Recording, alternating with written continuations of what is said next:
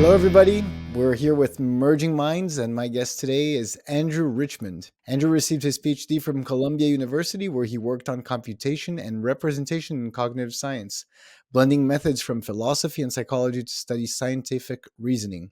He is a postdoc in the Eclectic Mind Research (EMRG) group, EMRG, at the Rotman Institute in the University of Western Ontario. Andrew, it's a pleasure to have you here with us today. Thank you so much. Cool. Yeah, I'm happy to And be here. Thanks for having me. and would love to kick it off. Can you help us understand exactly what you're studying and why you love it so much? Yeah. So mostly I work on kind of the human side of science. So understanding scientific explanation, scientific reasoning, scientific understanding, and specifically the way that our kind of limited human cognitive capacities still allow us to get a grip on the world in some way.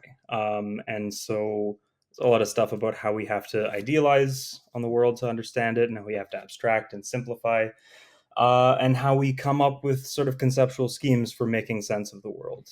Is it about kind of pushing the limits of subjectivity and objectivity? Is that does that make kind of sense, or is it There's an some? There's an element of Okay. that for sure. In the same way that, like, when you think about explainable AI or something, there's a sense that people sometimes bring up. There's a sense in which we have a perfectly good explanation of how any AI system works, right?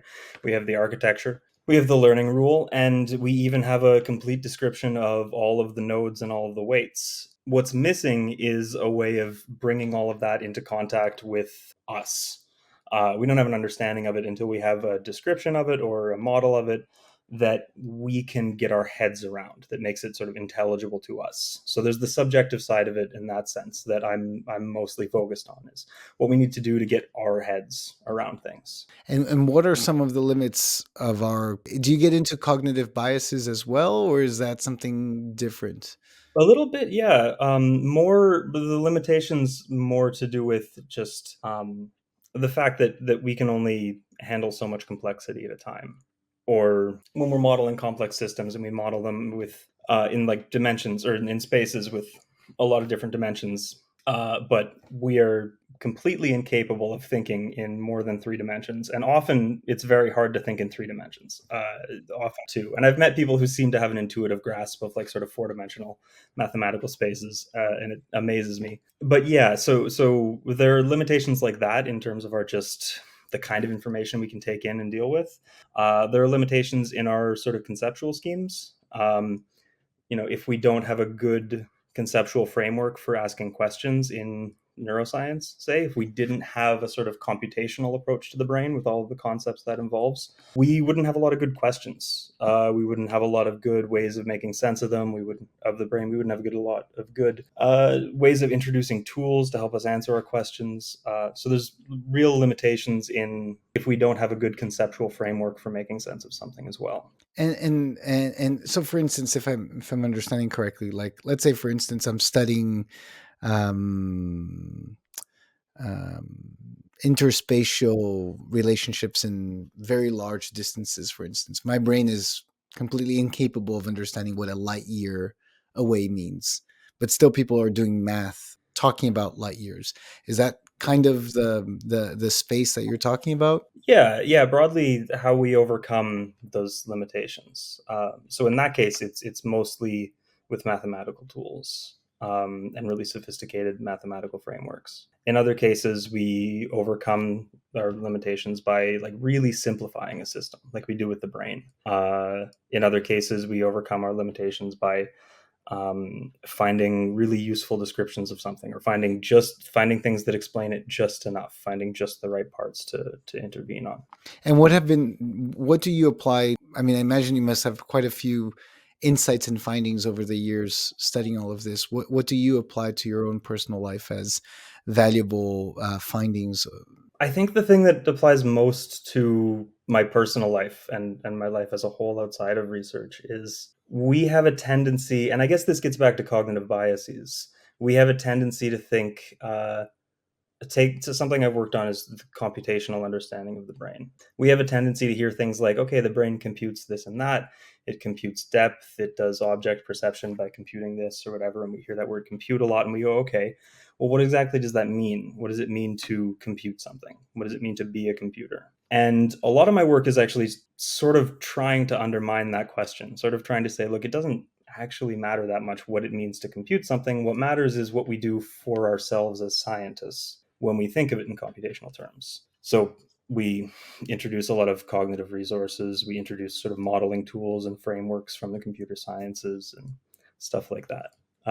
So I guess the thing that's come up most in my personal life is those questions come up everywhere in everyday life and in political debates, or how we define different categories. And yeah, I guess the main takeaway from my work from my personal life has been that I think a lot less about what things are, and I think a lot less about what matters, but why it matters whether we think of them a certain way, or what we do by thinking of them a certain way, or by having a certain mental model of them. Yeah.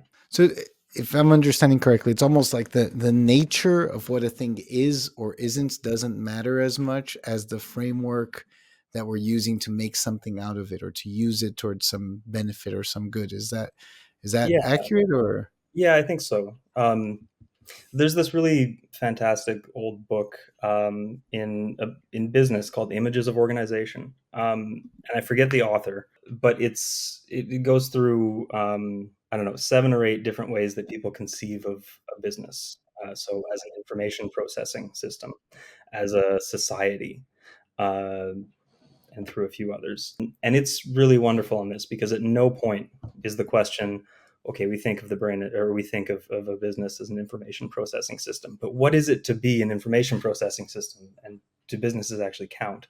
The question is always, when we think of it that way, what are we highlighting? What are we doing?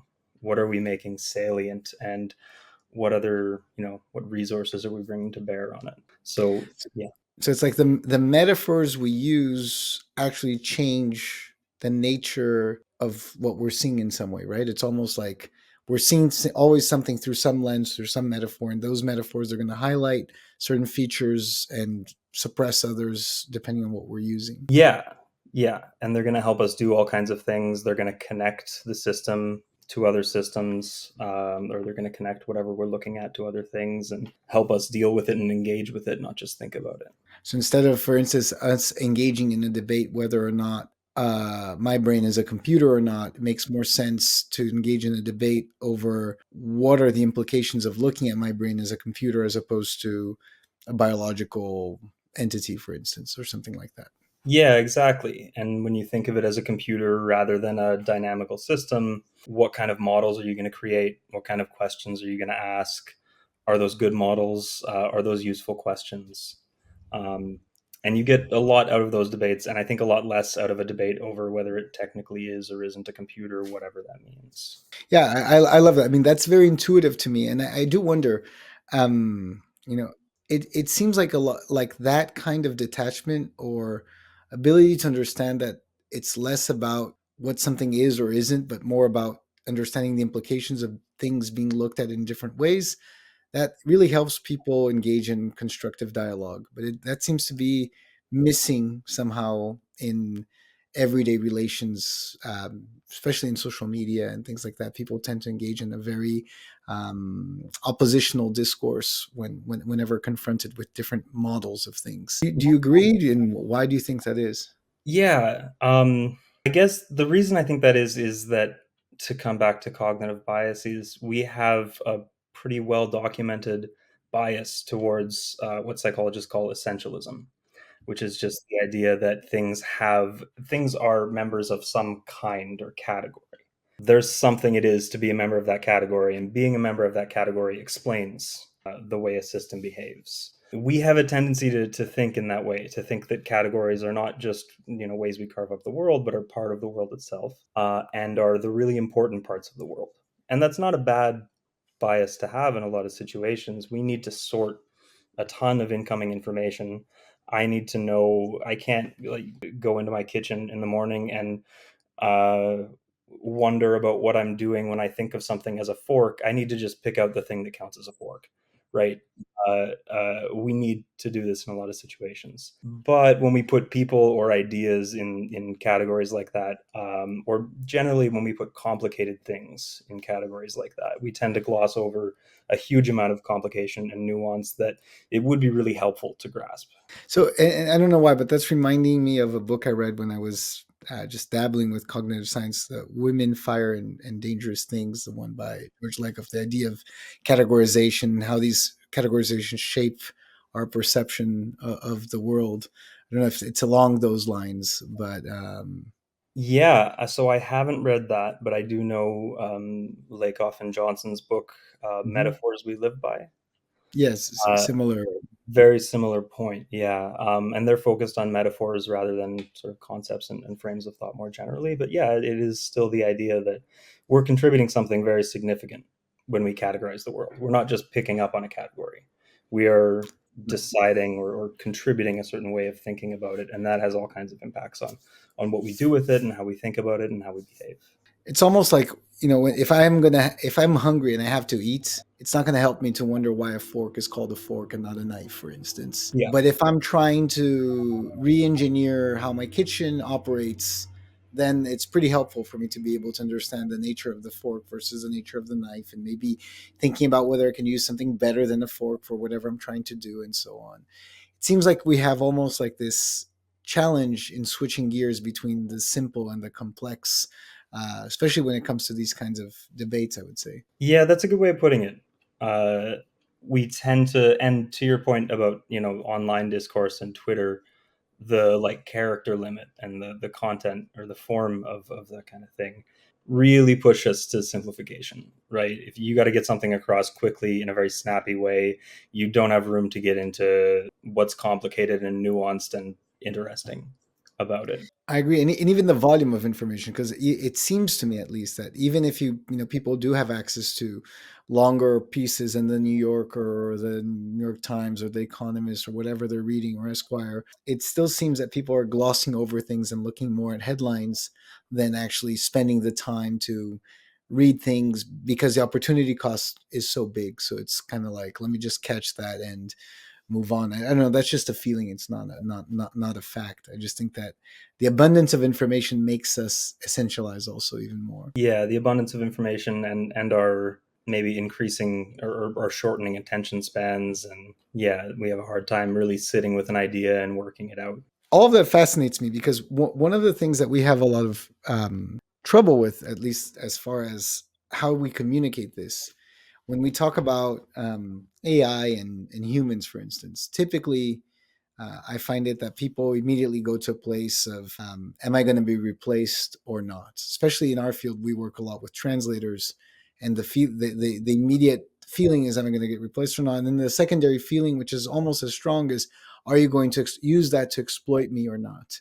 And those are the basic questions that people go through. And it's interesting how it's really really challenging to get people to see it in another dimension, and to see, can I become more productive with this, can this help me. um, do you, based on your research, do you think there's anything actionable that can be done to help people move from this more rigid space of like being locked in into a given way of seeing things, and a more multi-dimensional or multi-appreciative framework like you're describing? Yeah, I mean, so sometimes these things are responses to sort of real threats. Uh, so I think if someone is seeing, I see a lot of students who are, maybe they're in the law program and they're spending years building up this very difficult skill of understanding case law and combing through case law and finding the relevant parts of it and using all of that to build a case. And they see headlines about every other company saying we have a case law searchable a system using AI and we've eliminated hallucinations and whatever. And I think they do. I think there's a genuine like a threat response. I think people are genuinely worried about being replaced.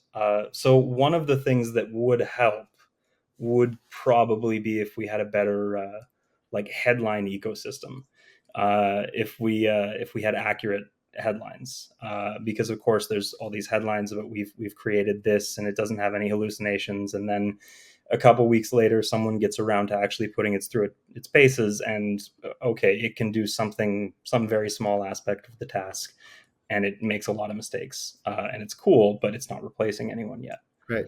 Yeah, so I think just like accuracy about what the systems are doing and what they're capable of doing is helpful, and it's going to reveal the cases where people actually are potentially going to lose their jobs, and where people who actually aren't, and where AI isn't going to replace them.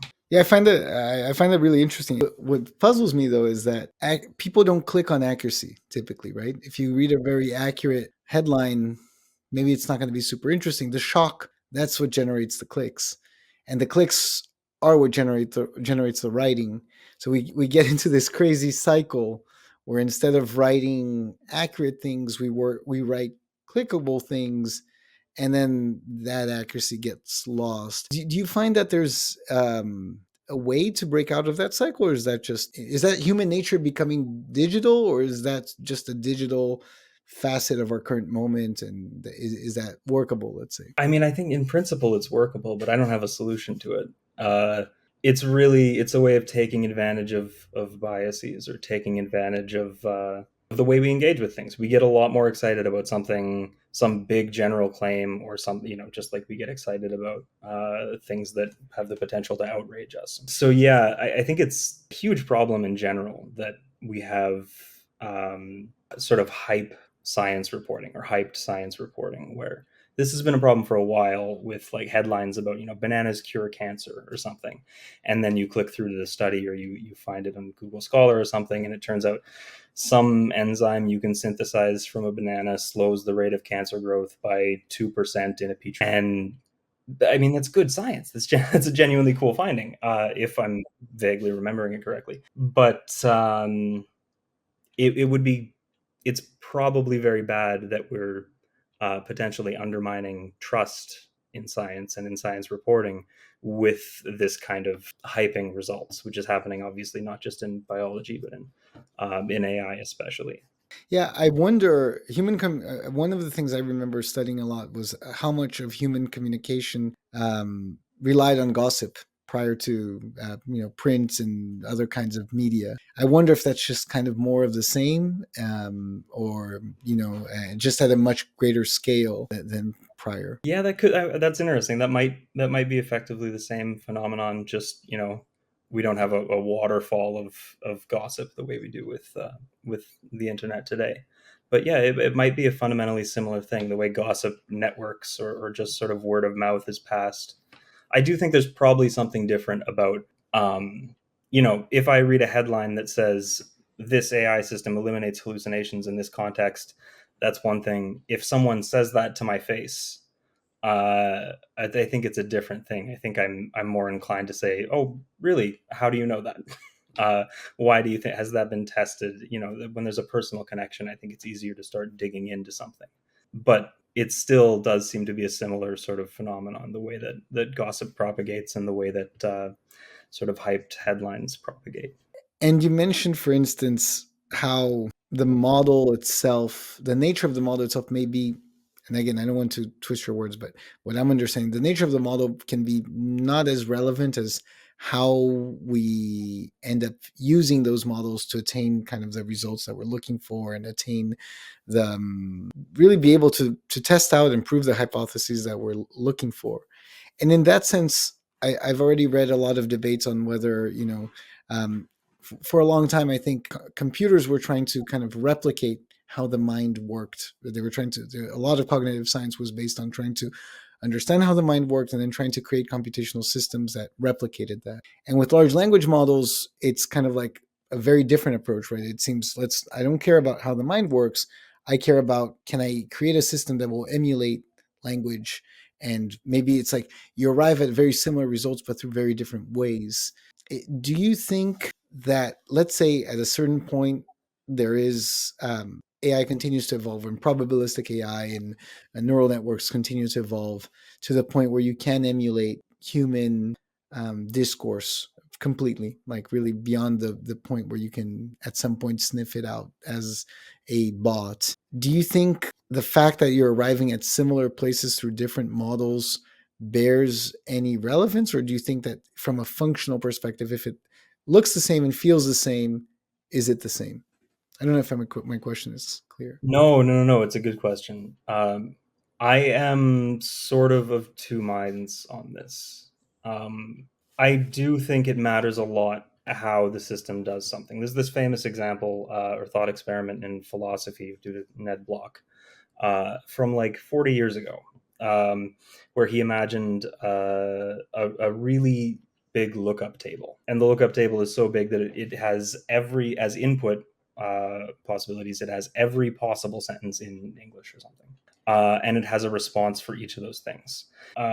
And a response that some human has coded in something that sounds really reasonable. And so it's obviously going to pass the Turing test because no matter what you say to it, it has a human's response coded in. And the point of the thought experiment was clearly it's not intelligent, it's not thinking, this isn't cognition. So cognition is a lot more than behavior. That seems true and important. But if I were actually confronted with a machine learning model that was, embodied and behaved or whatever in a human way, I would have a very hard time, I think, worrying about what its internal processes looked like. If it said ow when it stubbed its toe, and if it, was capable of being polite and being upset that I was rude, or acting upset that I was rude to it, um, I would have a really hard time worrying about whether it's actually thinking or whether it's actually in pain. I think I would just respond to it the same way I would respond to a person who had that kind of sophisticated behavior. And that's actually, I think that's good. I think that's a good thing about human beings is that, again, on the things about simplification, but we don't always overthink things, right? if if you were engaging with someone and they stubbed their toe and said ow, or they cut themselves and said ow, and you asked you for a band-aid and you paused and thought, wait a second, is that really cognitive, is that real pain? You'd sort of be having one thought too many, right? What you should do is go get the thing a band-aid, right? It's good that we have these automatic and sensitive responses, but obviously that can be taken advantage of. So I don't know. I don't know. Like I said, I'm sort of two minds on this. Yeah, I find that fascinating just because a lot of these debates, maybe I don't know if you feel the same, but a lot of these questions, in my opinion, 2 years ago maybe weren't as seen, at least not perceived as relevant. I think they were more seen as academic questions. And now, because AI and large language models have become so prevalent, these questions now, at least in my mind, they seem to have a very clear and direct impact on how things are going to play out and shape over the next decades or so. Do you find it like that as well, or is it just my own perception? Yeah. So uh, 2 years ago, 3 years ago, I taught a course in philosophy of AI. Right around the time, sorry, right after Dolly 2, I think Dolly 2 came out. And this was also around the time that one of the GPTs that was a huge advance on the previous ones had come out. With these like incredibly cool, incredibly sophisticated image generation and text generation. And like we were looking at asking GPT to write a horror story, and it would write this really cool, convincing, scary story. So that's a really heady environment to be teaching about, what makes us human, if anything, and what makes human beings special, and intelligence and creativity. And in that context, a few years ago, it was like a lot of the questions that used to seem like sci-fi became actually really pressing. And so I had something like 20 students in the class, and like 15 of them wanted to write their papers or do their final projects on things like, are AI systems genuinely intelligent?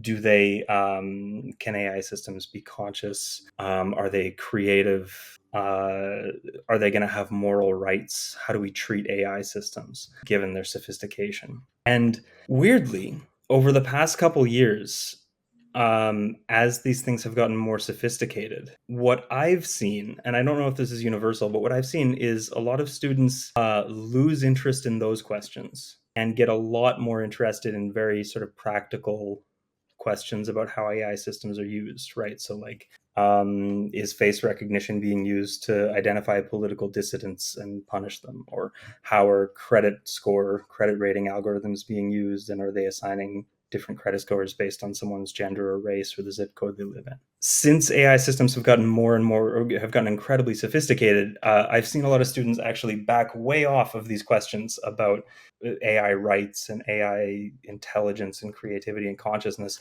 and get really interested in the kind of just the way the technology is applied currently. And I don't know why that is. It might just be that, it might be the same kind of thing we talked about a minute ago, where if you are assigning credit scores and I think you did something wrong, I'm not going to pause and ask, well, but is he intelligent or something? I'm going to react to it, right? And I'm Right. going to try to tell you. So it might be that these things have reached a level of sophistication that we can engage with them in a natural enough way that questions of intelligence, it's not like we've settled it that, oh yeah, this is intelligence. It's just that they're sophisticated and natural enough that questions of intelligence don't really come up. Right. They're beyond a certain threshold where you're like wondering or not whether it's intelligence at all. Yeah, There is some intelligence there. yeah, there's some kind of intelligence. And usually when we pause and ask, but wait, is this thing conscious? It's because we've had some kind of hiccup, right? Right. So when we ask this about animals, when we ask, like, well, are fish conscious? That question usually comes up in biology. When it does come up, uh, it's prefaced by a kind of discussion of the things that they aren't capable of doing. Hmm. So it's your attention is drawn to some kind of limitation, and then you go, oh, okay, maybe they don't meet the criteria for this thing. But if you're just engaging with an AI system very naturally, and it's giving you nice responses to the text inputs or whatever, you don't have that kind of hiccup with the tool that makes you stop and ask questions about it. Yeah. Yeah, it's like going back to the fork metaphor, right? If you try to stick it in a piece of food and it doesn't go through, that's when you're going to start wondering the nature of the fork. But if you're eating fine with it, probably not going to question that much why a fork is a fork and could it be something else, right? You almost need that hiccup to Yeah. question things. Yeah, you need the hiccup or something that sort of throws you. Like, if the fork loses three of its prongs and you go, okay, well, is it now technically a chopstick or something? Right. But if there's nothing like glaring that throws you, yeah, I think these questions about intelligence just sort of seem less pressing, and questions about the way technology is being used seem a little more pressing. Yeah, I would tend to agree with that. It's interesting to me though how in language, particularly in the case that I noticed with translators, their immediate reaction is not to be in awe of how good this thing could be or help them, but to try to immediately point out all of its failings and shortcomings. And it's interesting because, for instance, in that regard, I've already kind of mm, you kind of posed the question of what makes us human. I would start for myself at least. I would start answering that my part of what makes me human is that I make mistakes. I make more mistakes than an AI system would, for instance, more grammar mistakes for sure than a large language model would, and that's part of what makes me human. And it's interesting. I don't have a problem like reshaping my understanding of my nature. I actually kind of enjoy it. Like I like being unburdened from the idea that I have to be grammatically sound to be human, and the idea that part of disrespecting grammar rules could make me even more human. I find that liberating, but I can also see how a lot of people find that very intimidating. In the same example as a lawyer, if you spent 5-10 years of your life studying linguistics and syntax and grammar, and all of a sudden there's something that seems to do that better than you, or it's not that easy, because then you're talking about your own identity, your own sense of worth, your own sense of livelihood, and things like that. And that's when things become very personal. I think it's harder to detach a little bit. Yeah, absolutely. I think when things are personal to, there's, I guess, maybe two things. You do get wrapped up in a situation, and that might lead to biases. But the person with the skin in the game, with respect to being replaced by AI, I'm always going to be most interested in hearing what the person who's actually feels like they're maybe going to lose their job is concerned about, and the person with something serious to lose, even if the worry is a bit overblown, I tend to think they're latching onto something concerning about the way that, the way that their jobs are going to change, the way that their jobs are going to be more, maybe they're just worried their jobs are going to end up being more prompt engineering and less of the work that they train to do and love to do. Yeah. But I don't know in the translation case. I don't know enough about the actual work to know what the prospects are for, replacing people with AI or whatever. Oh, sure, and I wouldn't even I don't know that either. I mean, honestly, I don't think anybody really knows. If you take the word knowing to its full extent, I think many people have different guesses towards that. I just find it interesting because it's to me it's a tool, and I'll use it if I can. If I it's same thing as like if I'm chopping an apple and you give me a knife that's going to make me able to chop that apple that much more easily, I'll take it. And I'm not going to ask you that many questions about why you have that knife and is it better than me. It's just a knife. It's not competing with me. But I think with AI, you get this sense where it's a tool, but it's also competition. And then, because going back to the essentialism paradigm, because people essentialize, they have to fall in one place or another. And they're either looking at it as a tool or they're looking at it as competition. It's hard to see how it can be both. Yeah. Well, there's another aspect of it that sort of goes back to ancient Greek philosophy, but that is kind of interesting. We tend to think of things as having not just categories, but purposes. And that means we think of them, if the knife, the purpose being to cut, we know what it means to be a good knife, right? Is for it to be sharp. Um, and sharp and, graspable and all of those things. So if the knife is really good or serviceable, you're going to appreciate that I gave it to you, and if it's bad, you're going to be annoyed that I gave it to you, and you might ask for another one. But you're judging it, and you're thinking about it entirely in terms of its purpose or its Right. telos, Aristotle would have said. Hmm. The interesting thing, I think, is that when people are worried about replacement issues, they're worried about whether AI is going to take their job. It's not like we've given them a knife to help them if they're a cook or something, right? Because the cook's purpose, telos, what their job is to make food. And the knife is there to cut things, to be sharp, to help them make food.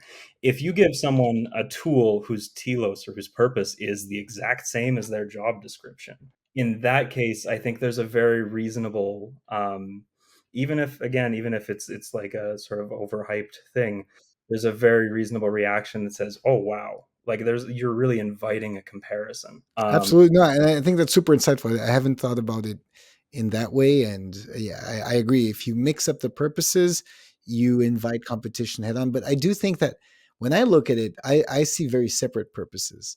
I still see the purpose of the human as being the arbitrator, as being the decision maker, as being the let's say the representative of culture in that given respect. Somehow, in my opinion, I'm still going to think, even though you could, in theory, replicate all of the Western canon in a large language model, I still think of the human being as the carrier of living culture and language as something that's evolving inside of us. So, in my mind, there's a very different purpose. Like the machine that's translating is still, it's just suggesting something.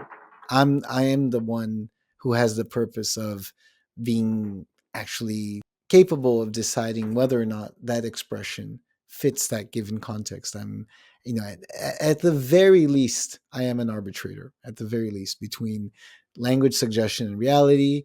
And in a perfect scenario, I am the architect, where I am, let's say, guiding the engine as to, whether I want it to be more informal or more formal, or I still see my purpose as very different. I think what I really like about what you're saying is that I think in many ways, education and commoditization of skill have made it so that that purpose has been reduced to something that's actually similar to machine. And I think in that regard, that's really hard, right? If now you're no longer connected with like all of the complexity of language. You're no longer connected with that like course in deconstructionism that you took 30, 20 years ago. You're just, you're just trying to crank out words for dollars, which is what most translators do. And all of a sudden there's a machine that can do the same thing that you're doing very similarly, but cranking out a lot more words for a lot less dollars. Then the competition is, then the telos is equal. um, so I really find that interesting how, I just think how it's interesting how and fascinating how it's a two-way dynamic, and it's not just that like you're introducing a threat, but in some way we've reduced a lot of human stuff to machine work too, and now it's almost, now there's not much of a choice, we have to take it in a different direction. Yeah. Yeah, so instead of just inflating the sort of machines telos, we've also deflated the humans, which makes Yes. the comparison apt and scary for humans who are doing that work. Yeah, I mean, this is another thing that like I don't have a solution for, but I would love to see a sort of re-inflation of what people think of the human's purpose or telos or the point of being human and existing. Yeah. I don't know if I'm too much of an optimist or a romantic person, and I'll be like hating myself in a few years for thinking this, but I do notice, at least at this given point, I feel more at ease about the things that make me human than I did prior to this latest wave of AI hype. I mean, I feel more at ease about, for instance, when I write, I'll feel more comfortable just being kind of quirky and making my own stylistic decisions that may be awkward. And I guess the best example is a few years ago, whenever Grammarly would give me a suggestion, I would take all of them. I would take all of them. I would just, oh, Grammarly knows grammar better than me, and I'm just going to take all of them. And now I look at the suggestions, I'll reject most of them, just because, well, if I take them, then it's no longer me writing, and I want the writing to be me. So I find that really interesting how it can be potentially liberating if, I guess, the two, I think the two factors that you're pointing out that's super important, one is the telos, and two is, I think, that's kind of connected, I guess, with that, but if there is a significant financial stake or survivability tied to it. Yeah, yeah, yeah. It's hard to have a really robust conception of your purpose or telos if you are having to crank out. You know, you're a translator or a ghostwriter or something, and you have to crank out 12 hours of writing a day or something just to get. I watched one of these YouTube documentaries about ghostwriters recently, so uh, but it's yeah, you almost don't have time to have a more robust conception of your purpose when you're spending so much of your time just trying to scrape by. It's interesting what you just said, that, because hidden in your words, you're basically saying that, at least I'm understanding, that purpose is a luxury. It's a luxury item. If you have the time to be able to appreciate it and to be able to change it around, that is a luxury. A lot of people, they need to generate whatever they need to generate, and that's the purpose. Doesn't matter how, it doesn't matter for how long, and then the idea of changing that purpose then becomes frightening because the purpose is so deeply linked to survival. Yeah, And yeah, I definitely think it shouldn't be a luxury item. I I agree. Yeah, but yeah, I think you really push people to their limits, and something has to go, and sometimes it's the sort of higher aspirations of the to be poetic about it, the human soul um, that you got to set something aside so you can make a living. And when we're talking about like, there's an economic question also about it that really kind of boggles my mind, and I don't know if you see an answer to this, which is, it's kind of an ethical one too, but eventually, like, let's say if you're using these very sophisticated tools to do ghostwriting or translating anything really, the first thing that's going to happen, if at some point, right, productivity is going to go way up. So that same ghostwriter who could crank out maybe 5,000 words a day, now they're doing 15,000 words a day, which means that their per word rate will go down. And maybe their per word rate will first go down before they actually have enough volume to make up for that difference. And I guess my question to you is, Andrew, do you think that eventually, like, the volume will catch up, and that the net result can be a positive outcome, or do you kind of see us in this place where like eventually things will just be further and further commoditized and reduced to the place where like they have no value? I think I try to be an optimist, but I think the interesting thing is that in a lot of discussions about what things like AI are going to do for the future of the human society, uh, there's a focus on the technology. There's a focus on AI, and that is pretty natural when the discussions about what AI is going to do for the future of human society. But so much of it, almost all of it, depends on it depends on politics. It depends on how we organize ourselves to take advantage of all of the efficiency gains that AI brings with it, and whether we use that to actually reduce the burden on people, so that they don't have to consider themselves as just purely producing value by cranking out X number of words per day, but have the kind of security that it would take to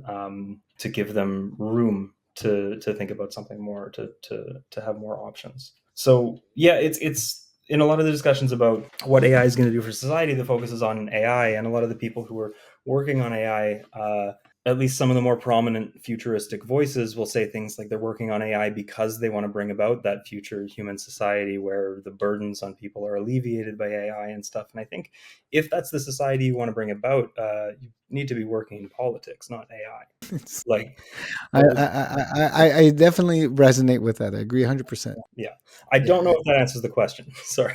No, I think it does, and I think it's really complicated in the end. I mean, it's definitely not the tech. It would be way too pretentious to think that the tech can solve such a deeply social political problem, right? I think unless people are developing tech that can think about those problems in a way that no human has ever been able to think about before, and find solutions that no human has ever been able to find about before. But I find that all super fascinating, and I think you're touching on something that I was thinking about earlier today. It's actually a lot easier, in my opinion, to innovate technologically than it is to innovate socially and politically. It seems that way. Yeah, the barriers are at least very different. Uh, it's not just that you need to develop more sophisticated training sets or more efficient GPUs. You're running up against the sort of accumulated weight of human history, and yeah, and all of the social structures that are very entrenched, and structures that might not be prepared for the kind of technological change that could be happening. I love that sentence. You're running up against the full weight of human history. That's often how I feel when I'm trying to implement tiny little changes. But in my own little context, that's definitely how I sometimes feel. Well, Andrew, it's been really fascinating being able to talk to you and to hear a little bit more about your perspectives. I learned a ton today. Particularly love the insight on Telos. I found that really helpful as far as understanding tools as either helpful or unhelpful, and how our relationship to them as well. And would love to ask you if our audience would like to get to know more about you and your work. Is there any place where people can find more about what you're working on? Yeah. So my website is andrewrichmond.net. I work at the Rotman Institute at the University of Western Ontario, which is it's an institute for philosophy of science. So it's a lot of people who have a sort of background in philosophy and are doing the work kind of really deeply engaged with some people in physics, some people in cognitive science, some people in AI. So that's a very cool place to check out as well. And there's often lecture series and stuff that you can find that are always really interesting. That's great. Well, I'll definitely check it out. And again, Andrew, thank you so much for your time. It's been amazing and really a big treat for me. And look forward to continuing to hear from you online. Yeah, sounds good. Thanks for having me. It's been fantastic. Thank you, everybody, for watching another episode of Merging Minds. Stay tuned for more.